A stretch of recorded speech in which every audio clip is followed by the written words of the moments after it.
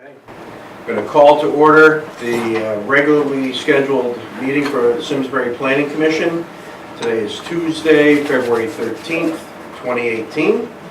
I'd like to thank SCTV for recording this meeting.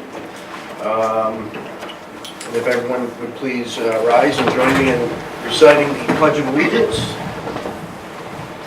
I pledge allegiance to the flag of the United States of America and to the republic for which it stands, one nation, under God, indivisible, with liberty and justice for all. Thank you.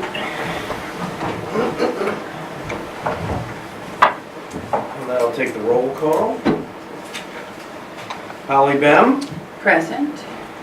David Blumey, Present. Aaron Levitt-Smith, Here. Craig McCormack. Here. Alan Needham. Here. William Rice, present. Elizabeth Burt, absent. Rich Cortez. Present. Gary Lungarini is absent. Okay, we have a full slate of regular members, so there's no need to promote an alternate to a regular spot tonight. Okay. Alan, if you would take us through the minutes of the last meeting, please. It's about as easy as it gets. There's not much here. Any corrections for the minutes of January 23rd? Line 21, they have my name as Eric instead of Aaron. Just a typo.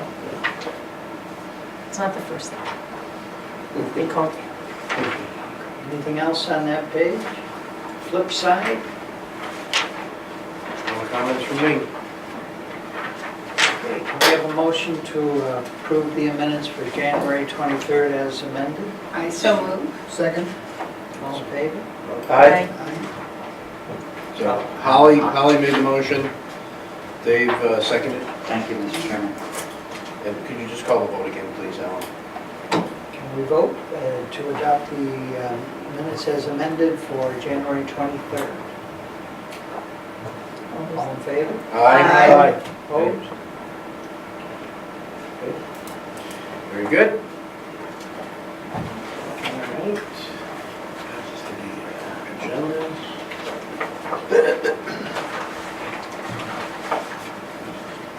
We have no open public hearings, no applications under old business, no receipt of new applications, and no referrals. Is that still accurate, Mr. Rabbit? Correct, Mr. Chairman.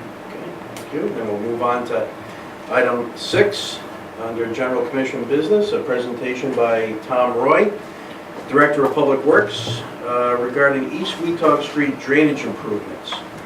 And pursuant to Chapter 137 of the Town Charter, Scenic Road Ordinance. Okay. Mr. Chairman, you do have Mr. Roy here this evening to do a brief presentation regarding the proposed work to be done on East Weetog under Chapter 137, Article 3, which is your scenic roads. Mr. Roy is operating under a subsection 137-13, maintenance, alteration, and reconstruction, subsection B, which allows for the routine maintenance of the road, which includes some tree trimming, slope management, vegetation management, as well as correction of some drainage problems. So he's here for informational purposes this evening. It does not require any action by the commission because it doesn't fall under the alterations portion, which is contained in section E, standards for alteration and reconstruction. Again, this is considered maintenance under the ordinance and not an alteration or reconstruction of East Weetog. Okay. Thank you for sharing. All right. Well, thank you for having me tonight. I'm glad the weather cooperated and there's no snow or anything else to worry about. It's more spring-like today. East Weetog Street, certainly I think it's a very important roadway here in town. It's a scenic roadway, and we acknowledge and appreciate that. It's in the historic district. And it's also one of our busier town-maintained roadways with about 50,000 cars a day traveling that section of roadway. Believe it or not, actually the southerly section where Riverside South enters in, it actually picks up an additional 800 or so cars a day, so almost 6,000 cars a day along that section. So very busy. And as having worked here for quite some time, I appreciate the fact the roadway has a lot of character. There are a number of trees and open space, which is really what I think makes it a scenic roadway. The purpose of the project is to correct the failing paving conditions. It's one of our worst roadways in terms of paving condition at this point, especially considering that 5,000 vehicles per day traffic loading it sees.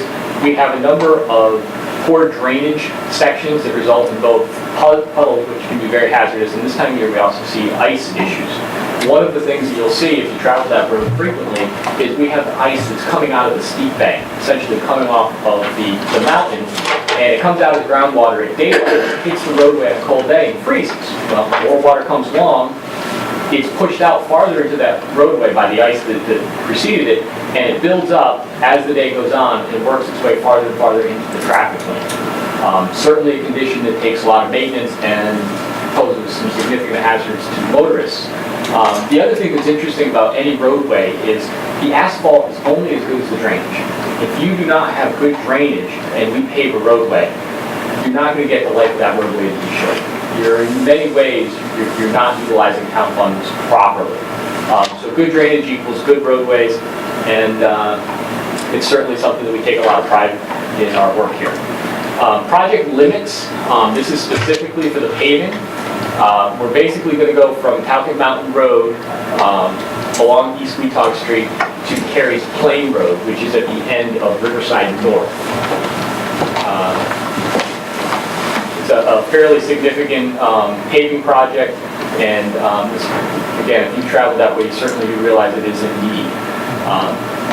What we're looking at doing in terms of the drainage work is we're going to be replacing inlet structures with traditional catch basins. We're going to be installing 2 new catch basins, and we're going to be replacing 3 existing catch basins. So relatively small footprint considering the length of the paving work that's being done. We're going to reconstruct the existing swales on the side of the roadway. We are going to add curbing to the east side of the roadway, and that's to facilitate drainage. That's the side of the road that's getting that runoff from the slope that's working its way out to the road. And we feel that by rebuilding the drainage swales, using stone backfill, under drain, and curbing, we're going to be able to control the flow of the groundwater and keep it out of the travel way. We're going to install the under drain, which is a pipe, which is going to run along that same side of the roadway. The pipe is subsurface and it's perforated, so it will collect groundwater and direct it to our catch basin, daylighting into the nearest drainage structure. There's going to be some modest improvements to the roadway shape, making sure that we have adequate crown. There are some areas where we do have concerns that the flow of water, especially during heavy storm events, is actually crossing from the hillside across the crown of the roadway. And when that happens, especially during winter months, you're not getting the use of that salt and other anti-icing agents, so it's a hazard in that way. And also, we lose control. We want to keep the water flowing in the sides of the roadway, in our swales, and in our closed drainage system. There are a few areas where the roadway has some character. If you look at the picture down to the right, you can see, I think that was actually yesterday, the water is getting trapped. Over time, the roadway is essentially rutted in the area where the wheels travel is the heaviest. And that little bit of water is just enough on a cold night to really create a hazard. So as we do our repaving, one of the things we're going to do is make sure that the roadway has the right shape so that it will shed water into the gutter line. Tree removals. One of the hats that I get to wear here in Simsbury is I am in town tree warden. I know, you wonder how you get these things in life. And a huge portion of that is maintaining and protecting our roadside trees, and also making sure that we follow all of the proper procedures anytime that we are going to be removing trees, especially in a sensitive area like this. Any tree that is going to be removed through this project area is going to be posted. We actually did some tree removals in this section of town about a year ago, and every single tree has an 8.5 by 11 notice stapled to it, which essentially says that at the end of 10 days, if nobody has protested, that's the end of the tree. If somebody does take concerns, if that's an exceptional tree, it's a notable tree, my great-grandfather planted that tree. It's all acceptable reasons for us to stop, take a pause, and listen. And what that means is that we would have a tree hearing, we would listen to the reasons to potentially save the tree, We would also look at the reasons of why that may be a hazard, maybe it's decayed, is there anything that needs to be done?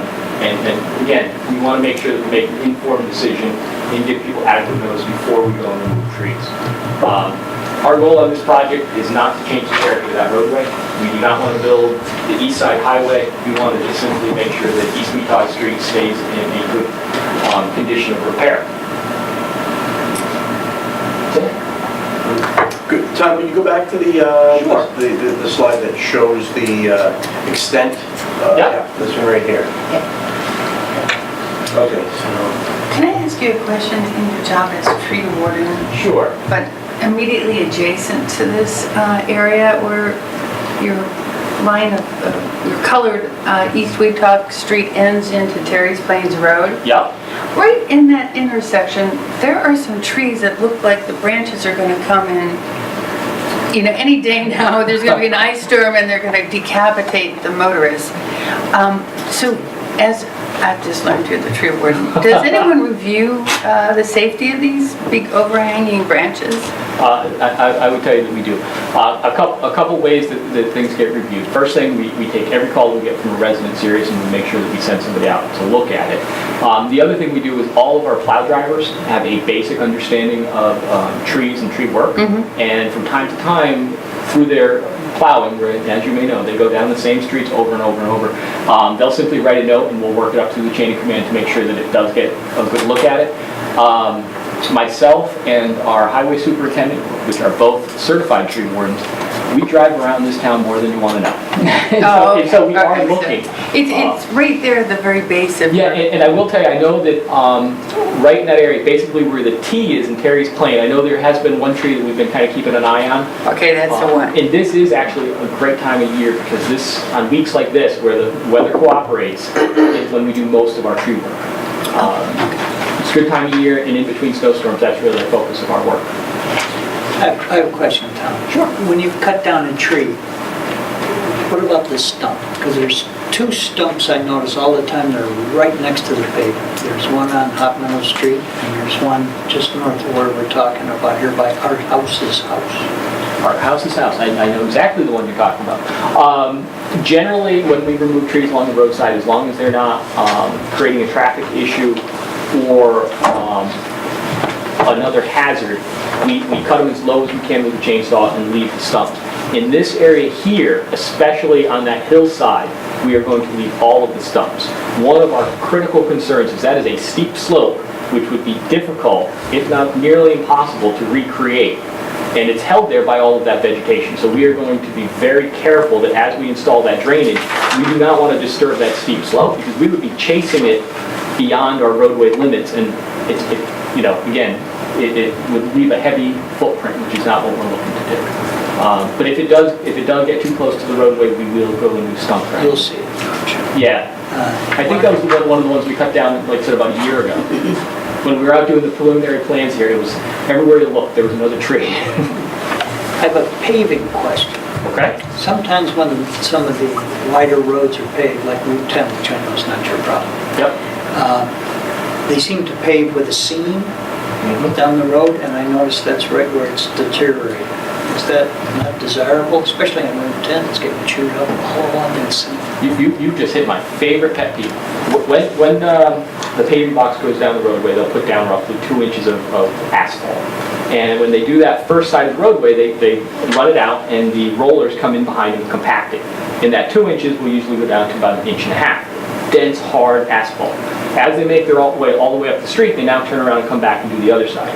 As they're doing that second pass, to their side, to the left, is a cool, dense layer of asphalt. They put down 2 inches of hot asphalt, and as they go over it with the roller, if they're not careful, that 1.5 inches of hard, dense asphalt is here, soft, squishy asphalt here, and the roller can get bridged by that hard asphalt.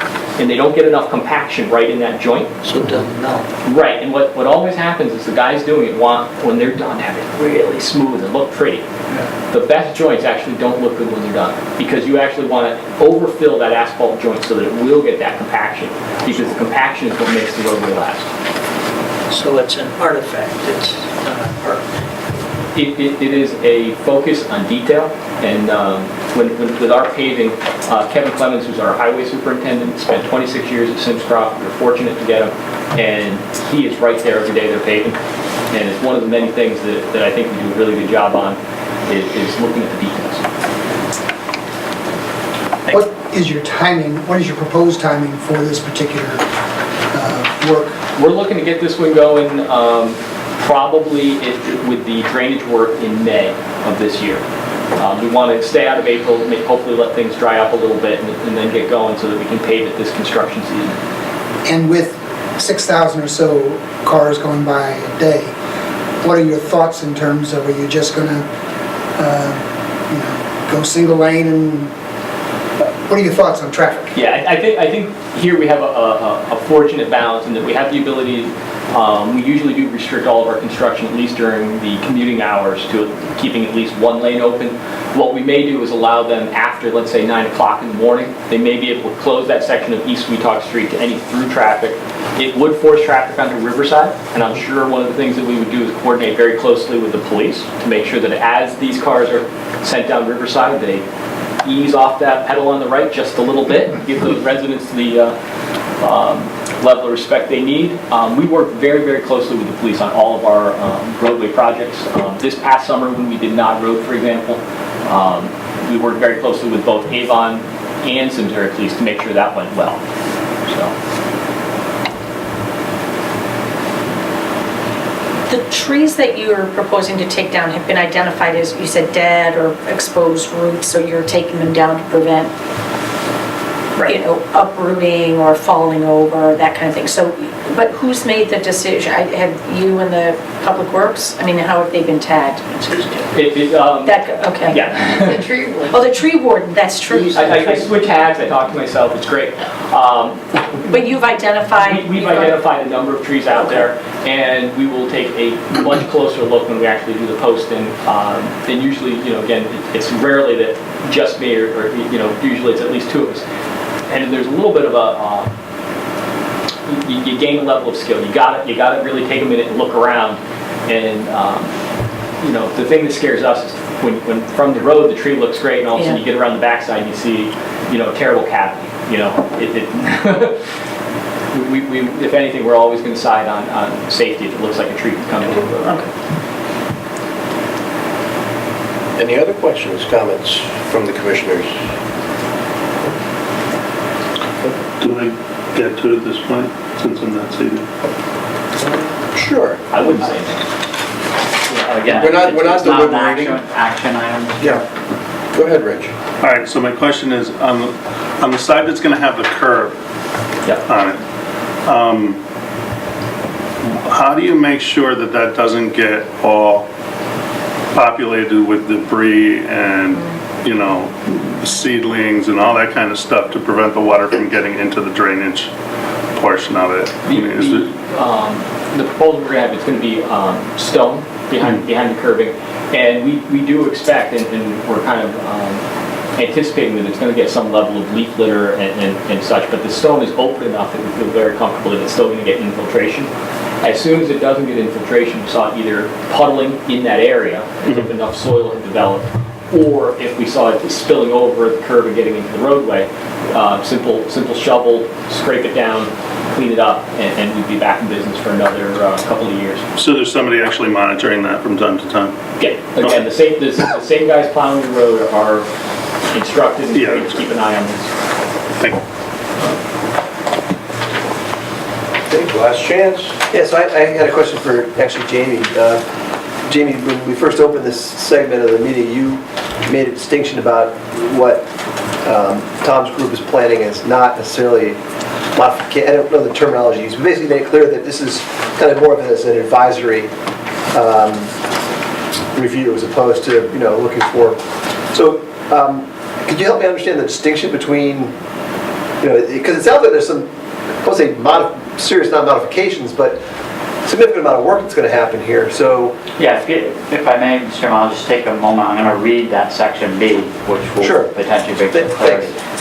Under routine road maintenance shall include the removal of dead trees, the trimming of tree branches that encroach on the traveled portion of the scenic road below, the height needed to allow school buses, road maintenance vehicles, emergency vehicles to pass, the trimming or removal of brush and the removal of boulders or other obstacles that encroach on the traveled portion of the scenic road or block safe sightline distance, the necessary trimming for utility lines, the trimming of brush to enhance or protect scenic views, stone walls, mature trees, and other characteristics of scenic roads set forth in the decision designated as a scenic road.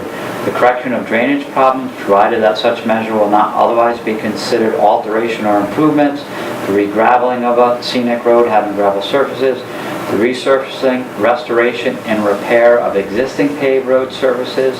The town engineer shall monitor road maintenance in compliance with this article. So this is a road that has deteriorated, Right. and it requires some attention. If you go to the section regarding the alterations, it gets much more invasive with regards to it. So if Mr., we'll say for argument's sake, the cross section is 22 feet, edge pavement to edge of pavement. And there are some curves and there's some horizontal and vertical issues. If Mr. Roy was proposing to BOMAG or do a full regrind and then redistribution and correction of vertical and horizontal alignments for the road and then widen the road to 24 feet, that will require full action and your discretion to what standard he would be hearing. You know, Tom made a very clear point early on that hopefully wasn't lost in the discussion, that is, his primary goal associated with this project is not to change the character of the roadway. Yep. But the deal, and he alluded to it, you have that rutting and that traveled way, and if he repaves that, he can fix the rut. But if he doesn't fix the drainage problem, the rut's going to reoccur, Right. and that pavement's going to fail prematurely. Right. So again, there's a little bit of a distinction here. So it sounds like he's doing a lot of work, but it's really a little bit of drainage associated with an overlay. Sure. In the overlay, they're also going to look at potentially changing the crown of the road to deal with how the water sheds off of that road also. But you know, if there are little dips and valleys in the road, this project is not proposing to take those dips and valleys off.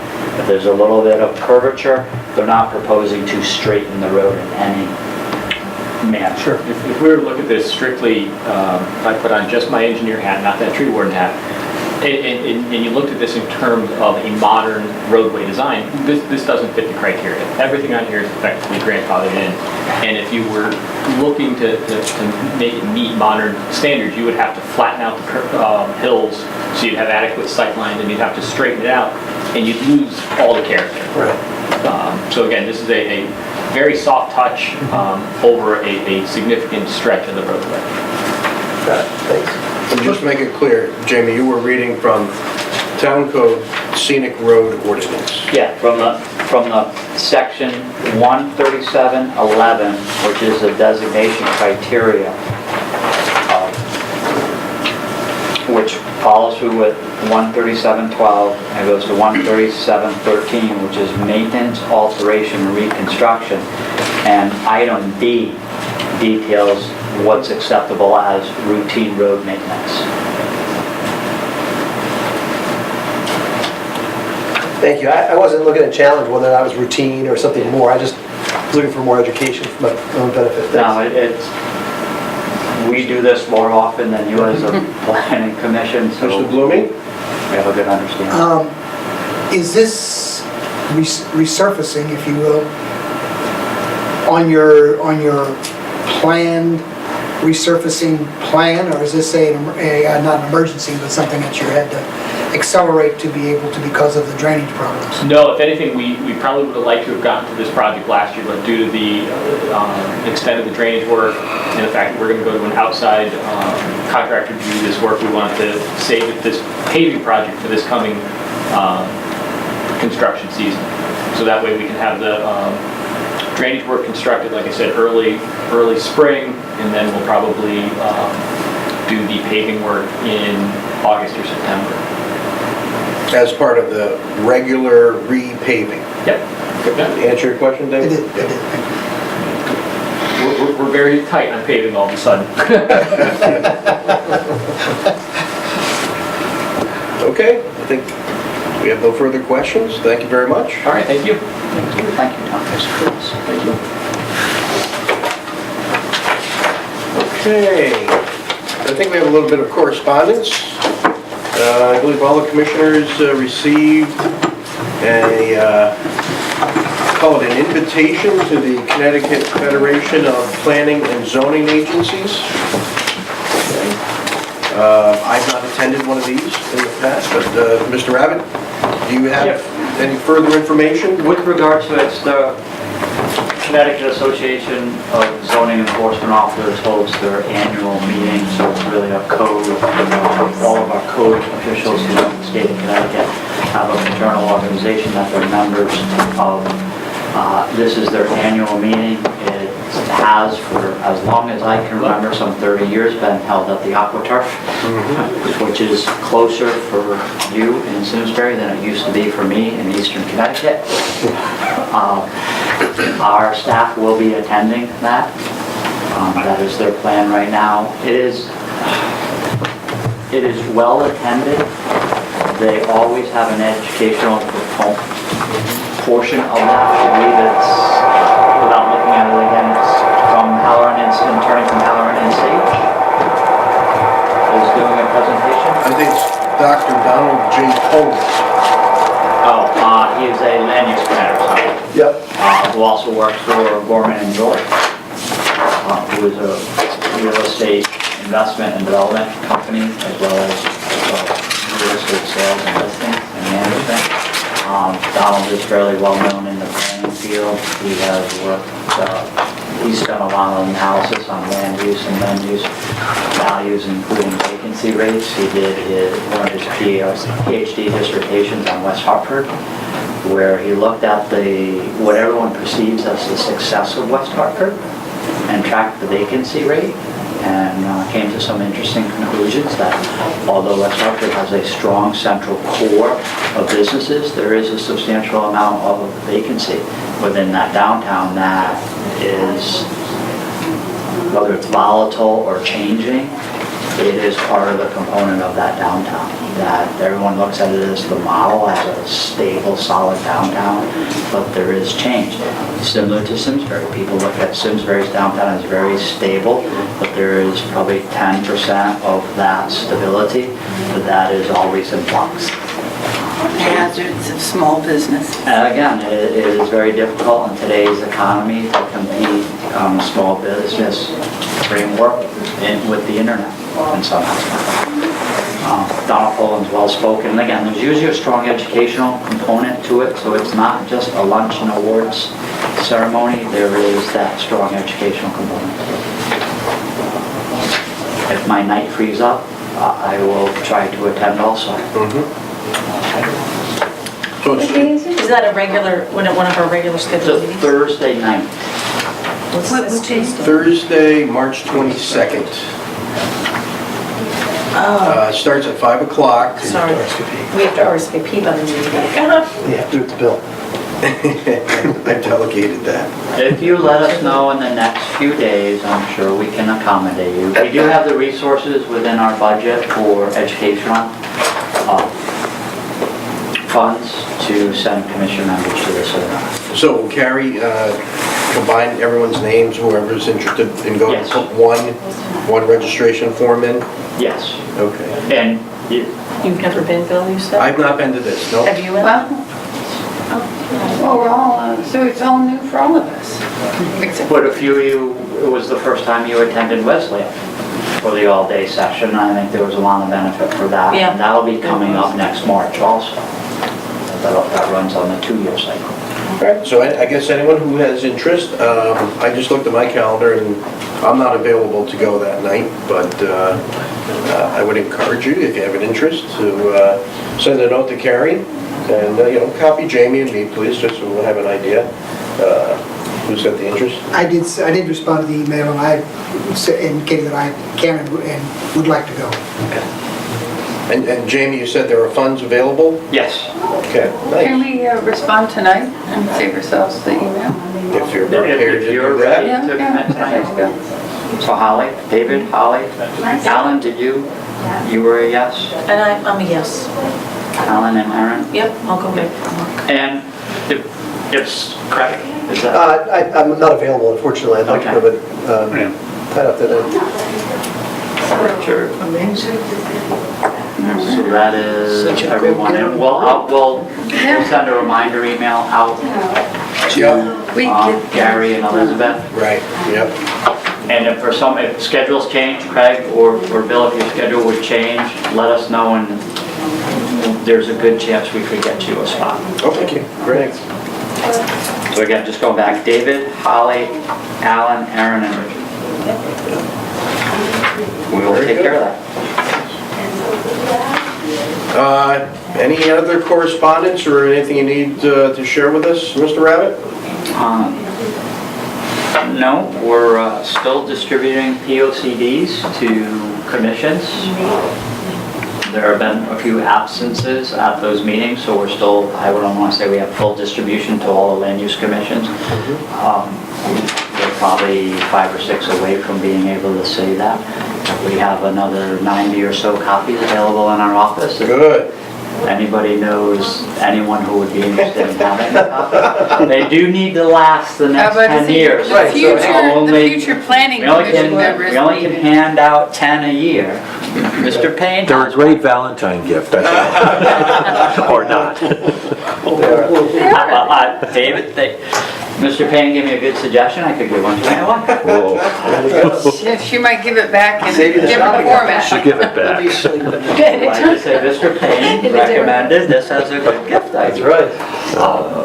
Just upcoming, potentially one other educational opportunity we'll have this fall is CCAPA's Southern New England Conference will be in Hartford this year.